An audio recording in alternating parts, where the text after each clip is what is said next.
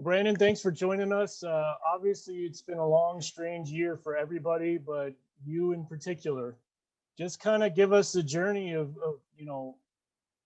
getting to the pod, suffering the injury, being stuck at the pod and not being able to play, um, rehab, and then up until now.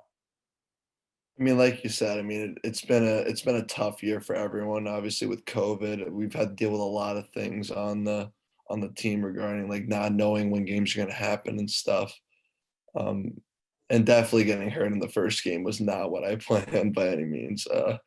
It was uh, it was a tough recovery for sure, and part of me felt like I wasn't sure if I was going to come back this year, which is the scary thing. But as a player, you just try and motivate yourself to continue to work hard, try and get better, try and heal, and do the right things. And playing this weekend was just so gratifying. Like it, it meant the world to me. Just being able to be back on the ice, I was just the happiest person you could be. Obviously, Alex Aslanidis had been performing very well, and then you get put into the lineup. Did you talk with Alex at all? I mean, obviously that's going to be a tough situation for him to be in as well. For sure. I mean, we've had a great relationship, all the goalies on the team this year. We've just been so open. We've communicated so much, and uh, like I said, I was so grateful to have the opportunity to play. He was hot. Um, he's a great goalie. He's grown so much this year, and you know, once I was told I was playing, he was so happy for me. Just like being a great teammate. That's all you can ask for. So obviously, you have a very good game on Friday. You get pulled in the end so that Austin can get out there for some time on senior night. Uh, what was the look on your face when you suddenly see him get thrusted into a 5-on-3? I mean, I couldn't believe it. I mean, he's on the bench the game and then gets thrown into that. I don't even know how I would feel during that. But no, I was so happy for him. I mean, Kaner has meant so much to me personally as a goalie in my 2 years here. So much to the program. The guy just works hard. He's a great person, and just for him to have that moment on his senior night, like being able to play at Lawson for one more time, I couldn't have been happier for him. Robin, go ahead. Look, you're muted still, Robin. Sorry, I was on another call there. Thanks for jumping on today, Brandon. But it was great to see you in there. And I was kind of surprised when Andy told me Friday morning that you were going to be in there. If you could just, maybe you've already done this, but just go through what it's been like for you since the injury and the emotions, the ups and downs, and then the feeling for you to go back in there on Friday and feel ready and healthy to play at a high level. Yeah, I mean, it definitely was a long, long process, but the biggest thing to me coming back was definitely just my support group. It was my teammates, just every one of them, just always helping me push through, being so supportive during it. The medical staff, like Brian Bauer, the coaches, everyone like just helped support me through this because it can't be one person during it.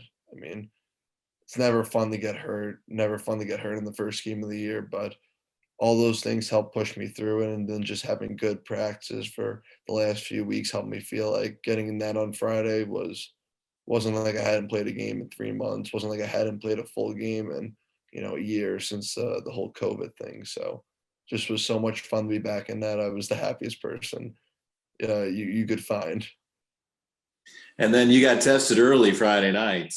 Miami came right at you, and you made some big saves there to keep the game scoreless until Broncos kind of got going with the power play. For sure. I mean, sometimes getting that first save under your belt just like kind of calms you down a little bit. I mean, I was super, super jittery in the first period just because like it was my first game back. Just excited to be playing, but getting that first save under my belt made me feel like I'm back. I'm doing what I love. Just got to go out and play hockey. Was there any doubt in your mind during the whole process that you would get back as early as this year to play hockey and to even play hockey anymore? I mean, that was a pretty serious injury, probably the worst injury that could ever happen to a goaltender. Yeah, definitely not fun to go through. I mean, I guess at first you could say like I don't want to say I was negative, but at first, there is that sets in your mind like, oh no, my season's over. But again, having everyone around me just pushing through PT and stuff. I mean, after like the first few weeks, I mean, I had no doubt I was coming back this year. It was just about when. Obviously, Brian Bauer's a lot of fun to be around. But how quickly did you get sick of seeing him every day? Um, he's not gonna like me saying this, but I got sick of him. No, no, Brian's been unbelievable through this whole process. He's definitely been my rock. I've been able to tell him, how I feel every day. Just having that open relationship with him um, is something that you need during this process. And I mean, there were so many pieces to me coming back that I can't, put one person on it. But Brian meant a lot, man. I can't express how much that he helped me through this whole process. How about working every day with Alex Aslanidis once he kind of took over that starting goaltender job while you were out? I How mean, was the relationship with Alex, and how did you help him through his time when he was out there playing at a high level? mhm. So being injured, obviously, you don't want to be hurt, but I felt like it was an opportunity for me to kind of help those young guys out as much as I could. I mean, and Alex has grown so much throughout the year. He's a young guy. Um, I kind of got thrown in at a tough time, but he really stepped up. And whenever I could help him, I could. He asked me questions. Would try and help his game as much as I could. But he's a great goaltender, and I was so happy to see his success. He was leading our team to wins, which as a teammate you couldn't be any happier for him. And now you guys are playing your best hockey of the season going into the postseason. And what's the feeling in the dressing room about moving on to the playoffs and competing for a championship? You guys are certainly capable of winning this whole thing. I mean, we're so excited. I mean, we didn't have that opportunity last year. I know as a freshman last year it hurt not being able to play in playoffs. But now we have our first go around now. We're a young team, a lot of freshmen, but we are so excited. Like you said, we're playing good hockey right now, and we just got to keep it going. We got to keep doing the little things right, being hard to play against, and whoever we play in the first round, I don't think they're going to be excited to play us. You've got a bird's eye view of Ronnie Addard, who, in my opinion, right now, Brandon, is the best player in the NCHC. Offensive defenseman. I don't care what position you're talking about. This guy's playing at another level right now. How fun is it to watch that guy in your zone and watching him go down and score for you? I mean, he's just a special player. I mean, we can all see it. I mean, what he did in juniors, what he's doing now. I mean, it's not a surprise to me. It's not a surprise to anybody. I've been lucky to, be with him now for 2 years. We came in as freshmen together. Had the opportunity to live with him, and he's just an all-around great guy. Like he's a leader off the ice. Like he does everything right, and I'm just fortunate that he's on my team and he's playing in front of me. So He's come a long way defensively. He came in with that offensive reputation, but he's making defensive plays now that are jaw dropping. yeah, I mean, just having a guy in front of you that is willing to, eat a shot to the leg, have a bruise in the morning, and just be happy about it is what you want as a goalie. Have you guys thought about who you might play? And I guess it really doesn't matter. You've beaten everybody. So have you thought about who your opponent might be? Uh, I don't. We're not too worried about that. I think we're just going to prepare these next 2 weeks to, play a good team in playoffs as every team in the NCHC is, and we're planning on winning. That's the goal right now. It's just about winning hockey games, no matter how you do it. So we're just excited for the opportunity. We're going to go to North Dakota and finally get some playoff hockey. I think our team's really excited for that. All right. Thanks for joining us, Brandon. Thank you. Thanks, Brandon. Doug.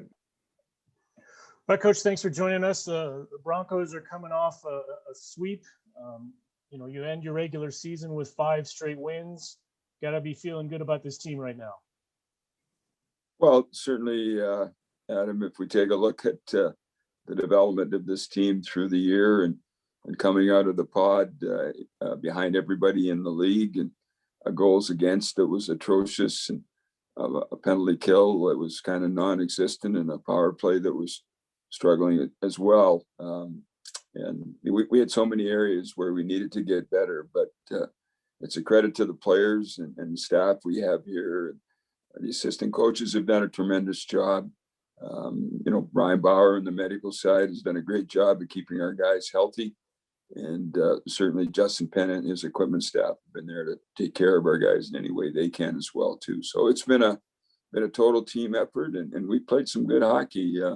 You eliminate those 2 games right after Christmas against Miami, the 2 losses, where we actually played very well and had the puck most of the night and had great scoring chances, and their goaltender was truly outstanding. Our groups played some real good hockey. Coach, it was pretty apparent that puck possession was important. I got just from the eye test, it looked like you had puck possession 2-to-1 time of possession. I don't know if you guys have that number handy, but it sure looked like it. Well, I think phases in the game. Are you referencing the game on Saturday night, Robin, in particular? Sunday. Yep, Sunday, pardon me. Yes, Sunday. I mean, in particular, the third period, Robin, I thought we had the puck the whole third period. And that was certainly a theme. We were disappointed with our performance in the second period. I mean, we've got a 2-0 lead, and, we get caught in a long change on the ice. We don't handle a face-off situation very well, and all of a sudden it's 2-2. So I thought we regrouped after that, and probably from a team defense perspective, played as well in that third period as we played all year in any hockey game. I thought our defensemen were tremendous in terms of standing up at the red line and just not allowing Miami to get any time in our zone at all, Robin. So by stopping them defensively, and then our forwards were contributing there too by coming back hard and closing the gap from behind. And then when we got it in the old zone, our guys were moving. We were quick. We were using our quickness and speed to kind of get away from them before they could get us into a defensive overload situation, which they like to use. How about your thought on Brandon Bussi and how he looked coming back in those 2 games, having not played since December 1st? Well, I'm glad he was played very well for us there, Rob, because if it had been any different, I'm sure some of the bloggers would have had some fun with me there over the weekend. What the heck's this guy doing? He just took out the goalie that had been the NCHC goalie the week 2 weeks ago and replaced him with a guy that hasn't played a game since the first part of December. But it's Brandon Bussi. He's worked extremely hard in the last month on the ice, and before that in therapy. Again, it's a credit to our medical team, our doctors, and Brian Bauer and his staff. Just the fact that he's back, and we did not think he would play this year. And we had to have assurances from our medical staff that he was fine to play. And once we knew that, he's the guy that we wanted to have in net. He got tested pretty early there Friday night in the first 5 or 6 minutes of the game because Miami was all over you there early. Well, certainly Miami had come. They've got a memory where they knew they came into our building and won a couple of games there the first part of January. So they were again fired up and played very well. We were a little, in my opinion, lackadaisical, not focused the way we should. And that's my responsibility. Shouldn't happen at the start of the game. And we turned some pucks over, and Brandon was there for us. And seeing him make those early saves, I think gave a shot of adrenaline to our team. And from that point on, about the 6-minute mark of that first period on, we thought we played extremely well, and then carried that over into Sunday's game with the exception of a few minutes in the second period. So what do the next 2 weeks look like for you guys as you get ready? First week, you don't know who you're playing. You'll know by the end of this week who you're playing. And how do you approach this week and then getting ready for the following week when you have an opponent to prepare for? And preparing for the teams in the NCAC, the one thing, you're going to have a tough opponent. So, we're going to prepare as we did in the last bye week. We're going to go, we took a break today after the 2 games on the weekend. We'll have workouts tomorrow morning before practice. We'll have a great practice. We'll have workouts off ice again before Wednesday's practice. We'll work on our special teams, power play in particular, on Wednesday. We will take a break on Thursday. We'll come back Friday. We'll have a real strong off ice workout with Tim Herman, a key component of our team. We'll have another practice Friday. Again, we'll have a real game-like situation as we do at the end of practices in the bye week. We make sure that we play some 5-and-5 against each other and push the guys to keep the pace high. And then next week will be a regular week for us, Robin, in terms of our preparation. We'll practice Monday, Tuesday, Wednesday. We'll have workouts off ice on Monday and Tuesday. Wednesday night, we'll go over to Detroit, spend the night in the hotel there, have a very early morning flight from Detroit to Minneapolis. And then we'll, on Thursday morning, and we'll bus from there to Grand Forks, get a practice in Friday, and then we'll be playing somebody on Saturday there. So no direct flights to Grand Forks from anywhere near here, and to get a connection through Minneapolis here, you're further ahead busing. So our guys are used to it. But we're getting on a plane, which is kind of special for us. We haven't done that this year. Coach, your power play is the talk of college hockey right now. You've vaulted up to, I believe, number 2 in the country in the power play. And you were 3 out of 4 on Friday night and 1 out of 2 yesterday. That thing is smoking hot right now. Yeah, again, Coach Furchweiler does a great job of preparing our guys, but we put good players on the ice, Robin, and we practice the power play a lot. Like, we're constantly working on that. We do a drill for it on game days, actually, in our morning skates. So obviously you're going to win games based on your power play and your PK, and our PK as well has really stepped up. It's very difficult for us to have a good percentage on our PK now because of the way we wear in the pod and that. But, our PK is also operating at over 84% in the last 12 games. So that's a real positive sign as well. And we needed it early in the game there last night there. But interesting, I don't think we practiced for the power play goal that we got yesterday on Sunday in Miami. They've got their goalie pulled, and we've got a defenseman behind our net, and he passes the puck all the way up to the far blue line almost. And Paul Washy walks in on a breakaway on the power play. So I don't think that's a scripted play, but I didn't even remember it was a power play goal. I just knew that they had pulled their goalie, and then I'm looking at the stat sheet afterwards. Yeah, that was a power play goal. And Coach Furchweiler says, yeah, we were 1 for 2. So great job by the power play. Coach, Ronnie Adder, 5 points over the weekend, 8 points in his last 3 games. Obviously he came in with the offensive pedigree. Can you talk about his defensive growth over these last 2 years? Well, certainly with some of the defensemen that we lost last year, Adam, we needed Ronnie to step up on the defensive side and get he was always on our power play, but now he's certainly a regular on our PK and out in key game deciding situations at the end of games and end of period. He's just maturing overall as a player. He's got just a great personality, and I'm still on him all the time about his retrievals and get back there hard and get it, and make sure we're going 150% on every drill. And he kind of gives me a short burst of energy, and he'll look up at me to make sure I'm watching. But he's just such a quality young guy, and he's big and strong, and I think his skating has improved tremendously. It's allowed him to play with a lot more belief in his gap work. So he's jamming up on players right now, where I think last year he tended to have too much respect and play back, but now he's really getting up in his gaps, and that's really helped. Coach, you've seen a lot of hockey players, a lot of good offensive-minded defensemen in your years in the game.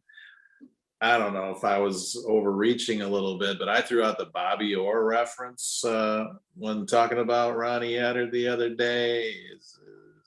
Am I close there, or do you have another person in mind that you might compare him to back there?